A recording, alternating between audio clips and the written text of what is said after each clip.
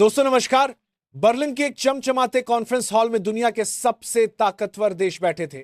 America, Britain और Europe के बड़े नेता सैकड़ों कैमरे हर चेहरा कैद कर रहे थे और तभी मंच के बीचों बीच भारत के कॉमर्स मिनिस्टर पीयूष गोयल खड़े हुए। चेहरे पर वही आत्मविश्वास जो अब नए भारत की पहचान बन चुका है। उन्होंने बस एक लाइन कही, माथे पर बंदूक रखकर हमसे समझौते नहीं करवाए जा सकते। बस इतना कहना था और पूरा हॉल कुछ सेकंड के लिए खामोश हो गया। ना कोई फुसफुसाहट, ना कोई ताली, क्योंकि यह केवल एक बयान नहीं था, यह भारत का स्वाभिमान था जो अब किसी दबाव में नहीं झुकता। लेकिन सवाल उठता है, आखिर वो कौन सा मुद्दा था जिसने अमेरिका जैसे देश को भी सोचने पर मजबूर कर दिया। लेकिन उससे पहले अगर आप वीडियो देख ही रहे हो तो बस एक सेकंड निकालकर लाइक बटन दबा दो और चैनल को सब्सक्राइब कर लो। आपके लिए एक सेकंड होगा, लेकिन हमारे लिए बहुत बड़ी मदद है। दोस्तों, कहानी शुरू होती है वॉशिंगटन से, जहां अमेरिका ने रूस की दो बड़ी कंपनियों पर कड़े प्रतिबंध लगा दिए। इस एक फैसले से पूरी दुनिया में हलचल मच गई। भारत और चीन दोनों हैरान थे, क्योंकि इन कंपनियों से जुड़ी ऊर्जा डीलें दुनिया की अर्थव्यवस्था की धुरी है। लेकिन असली खेल तब सामने आया जब अमेरिका ने डबल स्टैंडर्ड दिखाया। रूस की वही कंपनी रोजनेफ्ट, जिस पर उसने सैंक्शन लगाए, उसी की यूरोप को सप्लाई करने वाली सब्सिडरी को छूट दे दी। मतलब जब तेल जर्मनी या ब्रिटेन को जाए तो कोई दिक्कत नहीं, पर जब वही तेल भारत की नायरा एनर्जी के जरिए आए तो अचानक रूल्स बदल जाते हैं। यानी बात साफ थी, दोस्तों के लिए नियम और भारत के लिए दूसरा पैमाना। लेकिन नया भारत इस दोहरे खेल से नहीं डरता। पीयूष गोयल ने बर्लिन की उसी मीटिंग में सबके सामने दो टूक कहा, भारत साझेदारी चाहता है, दबाव नहीं। और यही था वह पल जब पूरी दुनिया ने समझ लिया कि अब भारत किसी के इशारे पर नहीं चलता, वह अपनी शर्तों पर चलता है। एक वक्त था जब लक्ष्य था 2030 तक अमेरिका के साथ $500 बिलियन का व्यापार। लेकिन फिर ट्रंप आए, टैरिफ बढ़े 25 से सीधे 50 तक। अमेरिका ने समझा कि इससे भारत झुक जाएगा, पर भारत ने खेल ही पलट दिया। जिस रास्ते को वॉशिंगटन ने बंद किया, भारत ने उसी रास्ते के चारों ओर 10 नए दरवाजे खोल दिए। यानी झुकना नहीं, पूरा गेम रीसेट करना। भारत ने अब पूरी दुनिया को अपना बाजार बना लिया। एशिया से अफ्रीका तक, यूरोप से लैटिन अमेरिका तक। अमेरिका ने एक चाल चली थी, लेकिन भारत ने उस चाल का जवाब पूरी बिसात बदल कर दिया। इसी बीच बर्लिन की वही बैठक जहां पीयूष गोयल से एक टेढ़ा सवाल पूछा गया, अगर कल कोई आपसे कहे कि रूस से दोस्ती मत रखो तो आप क्या करेंगे? गोयल मुस्कुराए और फिर वह लाइन कही जो अब वायरल है, अगर कोई हमें कहे कि यूरोप से दोस्ती मत रखो या केन्या से व्यापार मत करो तो क्या हम मान लेंगे? नहीं, भारत तय करेगा कि उसका दोस्त कौन होगा। पूरा हॉल सुनता रह गया, क्योंकि एक जवाब नहीं। भारत की नई विदेश नीति का ऐलान था। लेकिन असली ड्रामा तो तब शुरू हुआ जब गोयल ने अमेरिका का डबल गेम सबके सामने खोल दिया। उन्होंने मंच पर बैठे ब्रिटेन के मंत्री क्रिस ब्रांड की ओर सीधा रुख किया और कहा, जब रूस की कंपनी रोजनेफ्ट पर अमेरिका ने प्रतिबंध लगाए तो जर्मनी और यूके को छूट कैसे मिल गई? और वही कंपनी अगर भारत से जुड़ी हो तो सैंक्शन क्यों? पूरा हॉल शांत। यूके मंत्री ने बात संभालने की कोशिश की, नहीं, वो छूट सिर्फ एक छोटी सब्सिडियरी को है। गोयल मुस्कुराए और तुरंत बोले, तो क्या वैसी ही सब्सिडियरी भारत में भी है? फिर भारत को ही क्यों निशाना बनाया जा रहा है? बस यहीं पर कमरा सन्न रह गया। मंच पर बैठे पश्चिमी प्रतिनिधियों के चेहरे उतर गए और पहली बार अमेरिका और यूके का डबल स्टैंडर्ड लाइव मंच पर उजागर हो गया। यह वही पल था जब भारत ने दुनिया को दिखा दिया कि अब वो सिर्फ सुनने नहीं, जवाब देने आया है। कभी अमेरिका उन देशों की तलाश करता था जो उसकी बात माने, लेकिन भारत अब वो देश है जिसकी बात दुनिया मानती है। दुनिया भर में अब सिर्फ एक बात हो रही है, भारत ने वह कर दिखाया जो किसी ने सोचा भी नहीं था। अमेरिका के टैरिफ, यूरोप के दबाव और रूस के सैंक्शन के बीच भारत ने शांति से लेकिन दृढ़ता से साबित कर दिया, हम अपने रास्ते पर चलेंगे और यह सदी हमारी होगी। आईएमएफ की ताजा रिपोर्ट देख लीजिए। अमेरिकी टैरिफ के बावजूद भारत की अर्थव्यवस्था 6.6% की रफ्तार से बढ़ेगी। यानी दुनिया जहां मंदी से जूझ रही है, वहीं भारत गति पकड़ रहा है। अब सवाल है, यह जादू हो कैसे रहा है? दो इंजन है इस ग्रोथ के पीछे।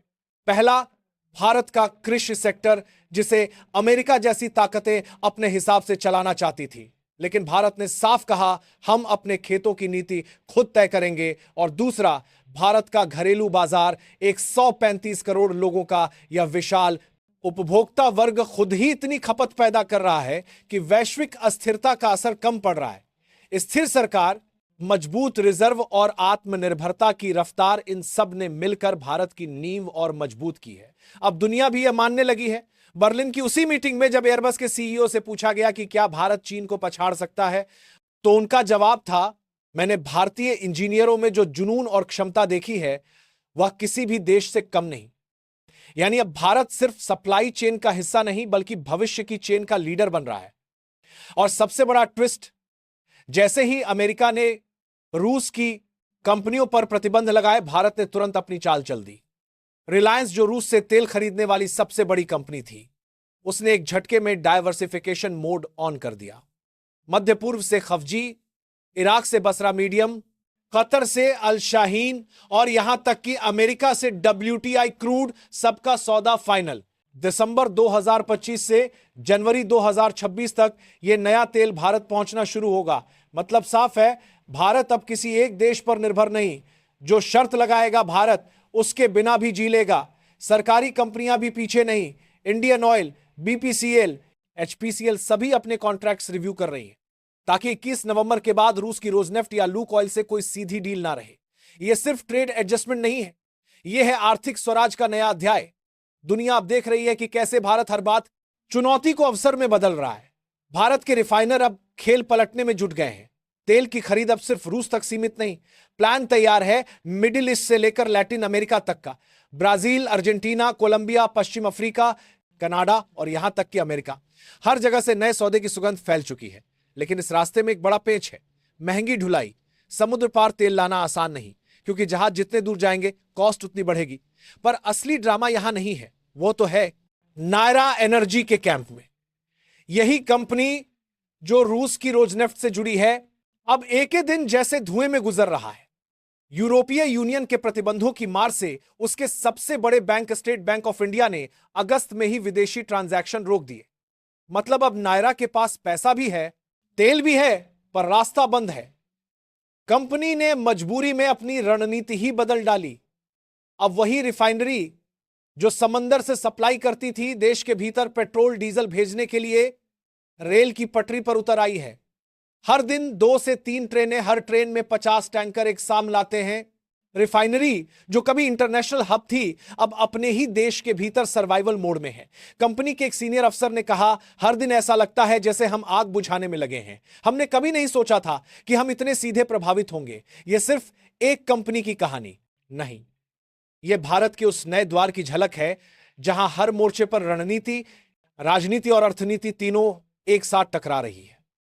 अब ये तो हुई तेल की बात, लेकिन इसी वक्त दुनिया के एक और कोने में कुछ ऐसा चल रहा है जिसने पूरी ग्लोबल डिप्लोमेसी को हिला दिया है। कुआलालंपुर, मलेशिया, 26 से 28 अक्टूबर 47वां आसियान समिट।